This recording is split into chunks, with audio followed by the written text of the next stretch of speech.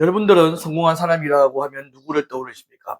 많은 돈을 번 사람, 높은 자리에 오른 사람, 수많은 사람들에게 박수를 받는 사람, 세상 사람들이 부러워하는 삶을 사는 사람. 우리는 흔히 그런 사람은 성공했다고 말합니다. 더 많이 가지고 더 높이 올라가고 더 많은 사람들에게 인정받는 것. 그것이 성공이라고 배워왔습니다. 그런데 오늘 이야기의 주인공은 그 반대의 길을 선택한 사람입니다. 그는 높은 곳으로 올라가지 않았습니다. 오히려 낮은 곳으로 내려갔습니다.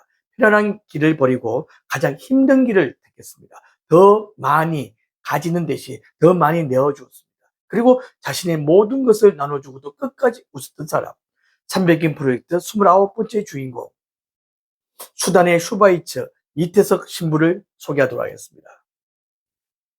1962년 부산, 그는 10남매 중 9번째로 태어났습니다. 넉넉하지 않은 집안 형편 속에서 어린 시절 보냈습니다. 집은 늘 빠듯했고 어머니는 시장에서 힘겹게 생계를 이어갔습니다. 어린 이태석은 일찍부터 가난이 무엇인지, 삶이 얼마나 무거운지를 배워야 했습니다. 특히 그가 아직 어린 학생이었을 때 아버지가 세상을 떠나면서 집안의 형편은 더욱 어려웠습니다. 가족 모두가 하루하루를 버티는 일이 삶의 가장 큰 과제가 되었습니다. 하지만 그의 어머니는 늘 같은 말을 했습니다. 가난은 부끄러운 것이 아니다. 남을 위해 살지 못하는 것이 부끄러운 것이다. 이 한마디는 그의 인생 전체를 관통하는 문장이 됩니다.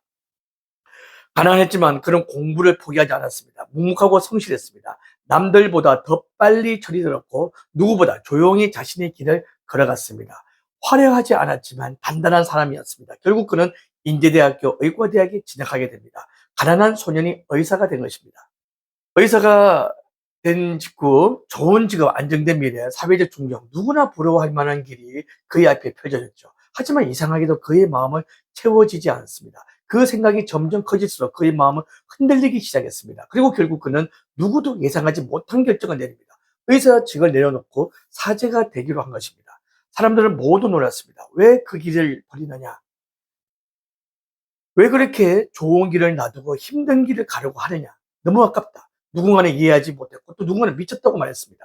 하지만 그는 담담하게 이야기했습니다. 내가 가진 것을 가장 필요한 곳에 쓰고 싶습니다. 그에게 의사라는 직업은 안정된 삶을 위한 도구가 아니었습니다. 누군가를 살리기 위한 도구였습니다. 그는 신부의 길을 걷게 됩니다. 수두자의 길을 걷기 시작합니다. 신학을 배우고 사제가 되기 위한 긴 시간을 지나며 그는 더 확신하게 됩니다. 내가 가야 할 곳은 가장 낮은 곳이다.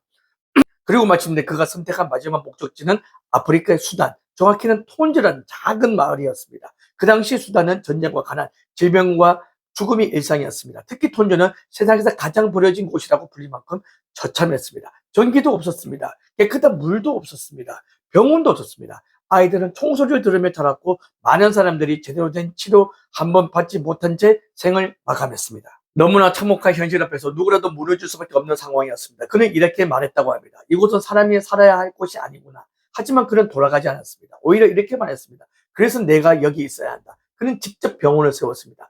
환자를 치료했습니다.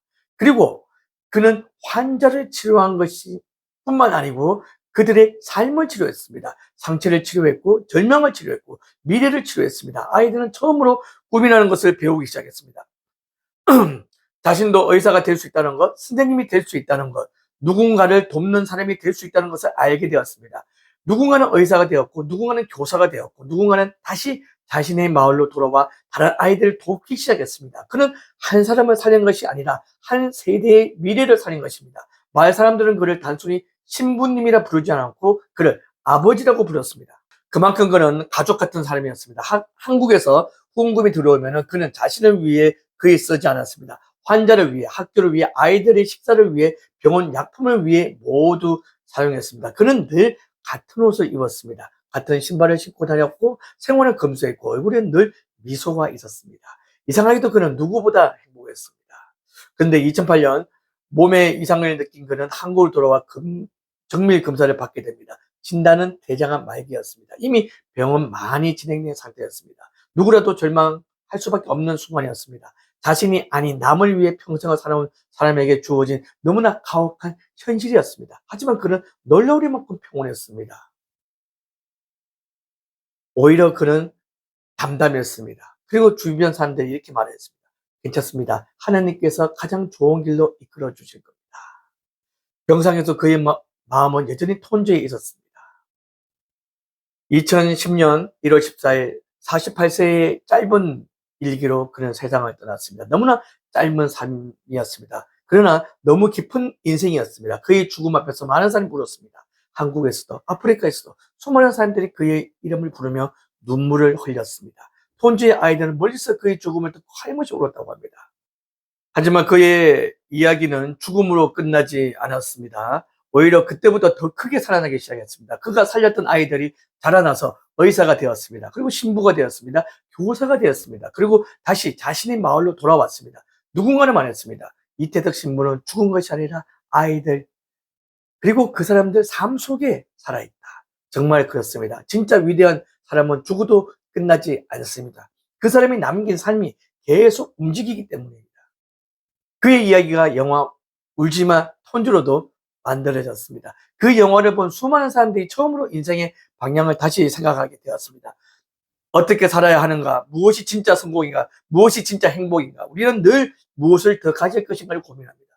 더 많은 돈, 더 높은 자리, 더 큰 성공, 더 많은 인정. 하지만 이태덕 신부는 정반대의 질문으로 살았습니다. 무엇을 더 버릴 것인가? 무엇을 더 나눌 것인가? 무엇을 더 사랑할 것인가? 그는 그 질문으로 자신의 인생을 완성했습니다. 그래서 사람들은 그를 기억합니다. 많이 가진 사람으로가 아니라 많이 사랑한 사람으로. 여러분, 우리가 얼마나 오래 사느냐 보다 어떻게 사느냐가 더 중요합니다.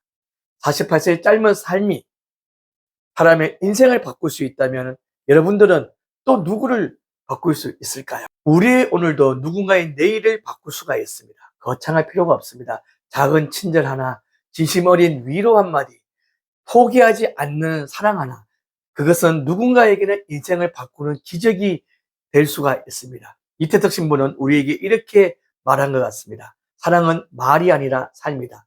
오늘 여러분들은 누구의 삶에 빛이 되고 싶은가요? 예, 29번째 이태덕 신부의 이야기를 듣겠습니다. 여러분 어떻게 도움이 되셨습니까? 귀감이 되셨나요? 대준환TV는 포기하지 않고 열심히 경진하는 여러분들을 응원하고 있습니다. 여러분들도 화이팅! 대준환TV도 화이팅입니다!